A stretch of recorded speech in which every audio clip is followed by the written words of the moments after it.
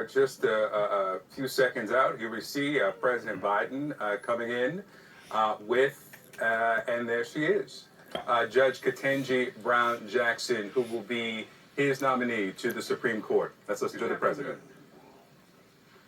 Today, as we watch freedom and liberty under attack abroad, I'm here to fulfill my responsibilities under the Constitution to preserve freedom and liberty here in the United States of America. And it's my honor to introduce to the country a daughter of former public school teachers, a proven consensus builder, an accomplished lawyer, a distinguished jurist, one of the nation's most prestigious courts. My nominee for the United States Supreme Court is Judge Krtanji Jackson. You know, 4 weeks ago, when a member of the court, a friend of mine, we used to work together in the Senate, Justice Stephen Breyer, announced his retirement, I said then, choosing someone to serve on the United States Supreme Court is one of the most serious constitutional responsibility a president has, and I mean it. I promised the process would be rigorous, that I would select a nominee worthy of Justice Breyer's legacy of excellence and decency. Someone extremely qualified, with a brilliant legal mind, with the utmost character and integrity, which are equally as important. And that I would bring this decision, my perspective as a lawyer, former constitutional law professor, chairman of the Judiciary Committee for many, many years, and almost reluctant to say it, someone who's presided over more Supreme Court nominations than almost anyone living today, which makes me 28 years old. I started doing it when I was 32. And who has devoted much of my career to thinking about the Constitution and the role of the Supreme Court. With that perspective, I carefully studied the record of candidates. I've invited senators of both political parties to offer their ideas and points of view, and I've met with a number of them. As a result, because I truly respect not only the consent, I know they give consent, but it says, the Constitution says advice and consent. And I sought the advice of Democrats and Republicans. I've consulted with leading legal scholars and lawyers, and I've been fortunate to have the advice of the Vice President Harris. I mean this sincerely, an exceptional lawyer, a former Attorney General in California, and a former member of the Senate Judiciary Committee. And during this process, I look for someone who, like Justice Breyer, has a pragmatic understanding that the law must work for the American people. Someone who has historical perspective to understand that the Constitution is a resilient charter of liberty. Someone with the wisdom to appreciate that the Constitution protects certain inalienable rights, rights that fall within the most fundamental personal freedoms that our society recognizes. And someone with extraordinary character will bring to the Supreme Court an independent mind, uncompromising integrity, and with a strong moral compass and the courage to stand up for what she thinks is right. For too long, our government, our courts, haven't looked like America. And I believe it's time that we have a court that reflects the full talents and greatness of our nation, with a nominee of extraordinary qualifications. And that we inspire all young people to believe that they can one day serve their country at the highest level. I've admired these traits of pragmatism, historical perspective, wisdom, character in the jurists nominated by Republican presidents as well as Democratic presidents. And today, I'm pleased to introduce to the American people a candidate who continues in this great tradition. Judge Jackson grew up in Miami, Florida. And by the way, the mayor of Miami, a Republican, endorsed you. I thought that was interesting. Her parents grew up with segregation, but never gave up hope that their children would enjoy the true promise of America. Her parents graduated from historic black colleges and became public school teachers. Her mom, a principal. Her dad, a teacher who later went back to school and became a lawyer representing that very school district, that school board. Judge Jackson describes finding her love for the law from an apartment complex at the University of Miami where her dad was attending law school. She'd draw in her coloring book at the dining room table next to her dad's law books. She grew up to be a star student, elected mayor of her junior high school, and president of her high school class, where she was a standout. She was a standout in the speech and debate team. And it was after a debate tournament that took place at Harvard when she was in high school that she believed she could one day be a student there. There were those who told her she shouldn't set her sights too high, but she refused to accept limits others set for her. She did go on to Harvard undergraduate school, where she graduated magna cum laude. She went to attend Harvard Law School, where she was a top student and editor of the prestigious Law Review. Then she applied for a highly competitive and coveted clerkship on the United States Supreme Court, and she was selected. The justice who thought she was worthy of this high honor was a young lawyer, was none other than Justice Stephen Breyer, whose seat I'm nominating her to fill. Not only did she learn about being a judge from Justice Breyer himself, she saw the great rigor through which Justice Breyer approached his work. She learned from his willingness to work with colleagues with different viewpoints, critical qualities, in my view, for any Supreme Court justice. Now, years later, she steps up to fill Justice Breyer's place in the court with a uniquely accomplished and wide-ranging background. She served both in public service as a federal public defender, and in private law practice as an accomplished lawyer and with a prestigious law firm. If confirmed, she will join Justice Sotomayor as the only other member of the United States Supreme Court who has experience as a trial court judge, a critical qualification in my view, and once again, following the footsteps of her mentor, Justice Breyer, she become the only member of the court who previously served as a member of the United States Sentencing Commission. And she brings additional perspective to the court as well. She comes from a family of law enforcement, with her brother and uncles having served as police officers. That's one reason I expect by the Fraternal Order of Police, the national organization today, said, and I quote, "There's little doubt she has the temperament, the intellect, the legal experience, and family background have earned disappointment." And they went on to say, they're confident she will, quote, "approach her future cases with an open mind and treat issues related to law enforcement fairly and justly." Incredibly, Judge Jackson has already been confirmed by the United States Senate 3 times. First, to serve on the U.S. Sentencing Commission, a bipartisan independent commission I helped design to reduce the unwarranted disparities in sentencing and promote transparency and fairness in the criminal justice system. On the commission, Judge Jackson was known for working with Democrats and Republicans to find common ground on critical issues. Second, she was confirmed by the United States Senate with bipartisan support on the federal district court to administer justice with the special rigors and fairness that come presiding over trials. Third, she was confirmed with bipartisan Senate vote to serve on the U.S. Court of Appeals for the District of Columbia, considered the second most powerful court behind the Supreme Court itself. In the court she once argued cases before as a distinguished advocate.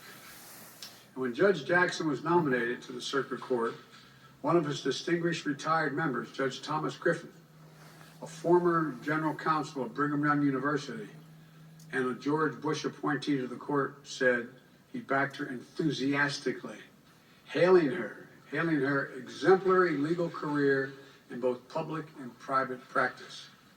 And he went on to say her careful approach as a trial court judge.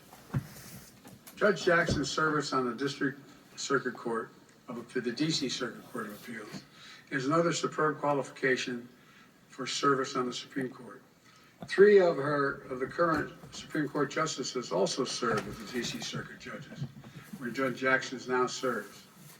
Her opinions are always carefully reasoned, tethered to precedent, and demonstrate respect for how the law impacts everyday people.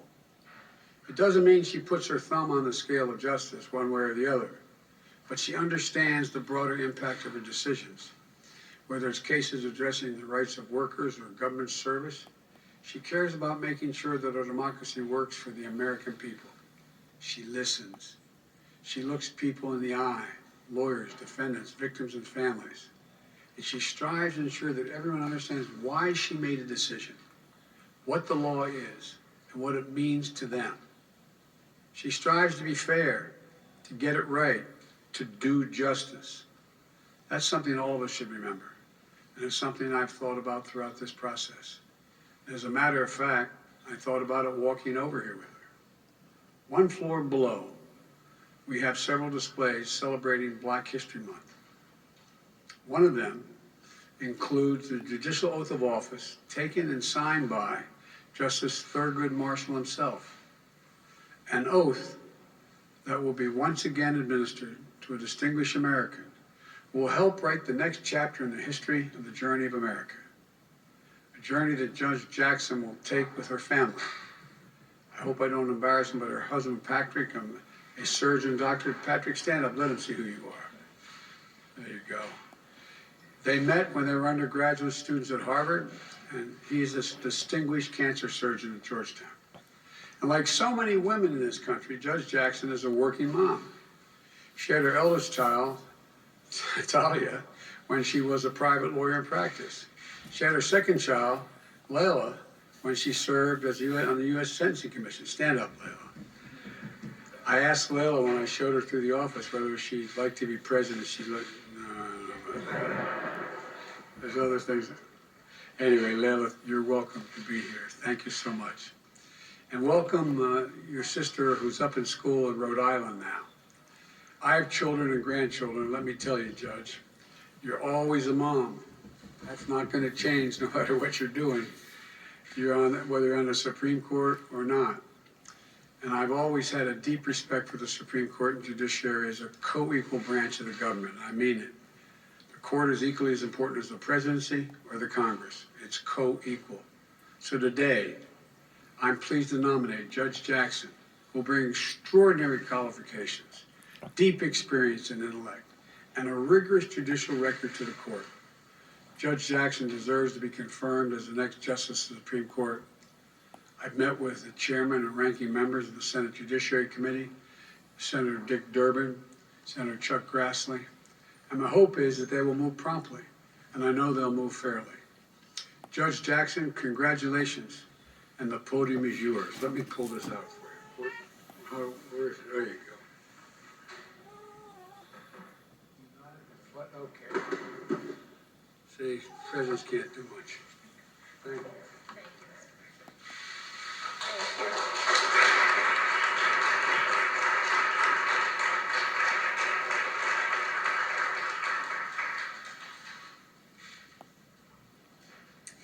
Thank you very much, Mr. President. I am truly humbled by the extraordinary honor of this nomination, and I am especially grateful for the care that you have taken in discharging your constitutional duty in service of our democracy with all that is going on in the world today.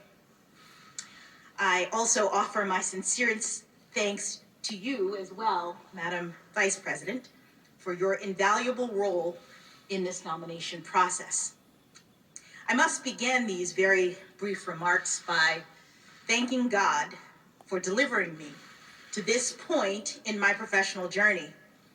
My life has been blessed beyond measure, and I do know that one can only come this far by faith. Among my many blessings, and indeed the very first, is the fact that I was born in this great country. The United States of America is the greatest beacon of hope and democracy the world has ever known. I was also blessed from my early days to have had a supportive and loving family. My mother and father, who have been married for 54 years, are at their home in Florida right now, and I know that they could not be more proud. It was my father who started me on this path when I was a child, as the president mentioned. My father made the fateful decision to transition from his job as a public high school history teacher and go to law school. Some of my earliest memories are of him sitting at the kitchen table, reading his law books. I watched him study, and he became my first professional role model. My mother, who was also a public high school teacher, provided invaluable support in those early days, working full-time to enable my father's career transition while also guiding and inspiring 4-year-old me. My only sibling, my brother Krtanji, came along half a decade later, and I'm so proud of all that he's accomplished. After graduating from Howard University, he became a police officer and a detective on some of the toughest streets in the inner city of Baltimore. After that, he enlisted in the Army, serving 2 tours of duty in the Middle East. I believe that he was following the example set by my uncles who are in law enforcement. You may have read that I have one uncle who got caught up in the drug trade and received a life sentence. That is true. But law enforcement also runs in my family. In addition to my brother, I had 2 uncles who served decades as police officers, one of whom became the police chief in my hometown of Miami, Florida. I am standing here today by the grace of God as testament to the love and support that I've received from my family. I have also been blessed with many dear friends, colleagues, mentors, law clerks. I could not possibly name all of the people to whom I owe great thanks. But I must mention specifically the 3 brilliant jurists for whom I had the privilege of serving as a law clerk at the outset of my legal career. U.S. District Judge Patty Saris in Massachusetts, U.S. Court of Appeals Judge Bruce Selya in Rhode Island, and last but certainly not least, Associate Justice Stephen Breyer of the Supreme Court of the United States. Justice Breyer, in particular, not only gave me the greatest job that any young lawyer could ever hope to have, but he also exemplified every day in every way that a Supreme Court justice can perform at the highest level of skill and integrity while also being guided by civility, grace, pragmatism, and generosity of spirit. Justice Breyer, the members of the Senate will decide if I fill your seat, but please know that I could never fill your shoes. To my dear family, those who are here with me now and those who are watching from home, I am forever indebted to you for your love and support. To my beloved husband, Patrick, thank you for being my rock today and every day for these past 26 years. I love you. To my daughters, Talia and Layla, you are the light of my life. Please know that whatever title I may hold or whatever job I may have, I will still be your mom. That will never change. There are so many other people I would love to be able to address and to thank, but time is short, so let me end by sharing an interesting coincidence that has actually meant a great deal to me over the years.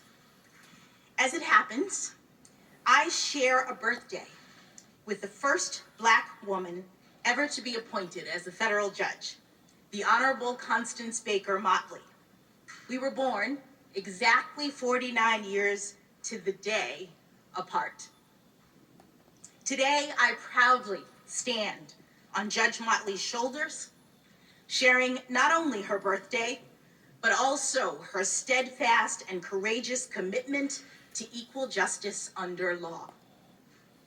Judge Motley's life and career has been a true inspiration to me as I have pursued this professional path. And if I am fortunate enough to be confirmed as the next Associate Justice of the Supreme Court of the United States, I can only hope that my life and career, my love of this country and the Constitution, and my commitment to upholding the rule of law and the sacred principles upon which this great nation was founded will inspire future generations of Americans. Thank you again, Mr. President, for this extraordinary honor.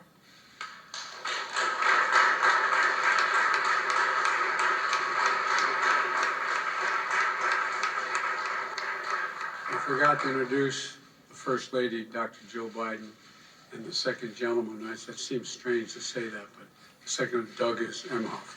They're both here as well. So thank you. Thank you all.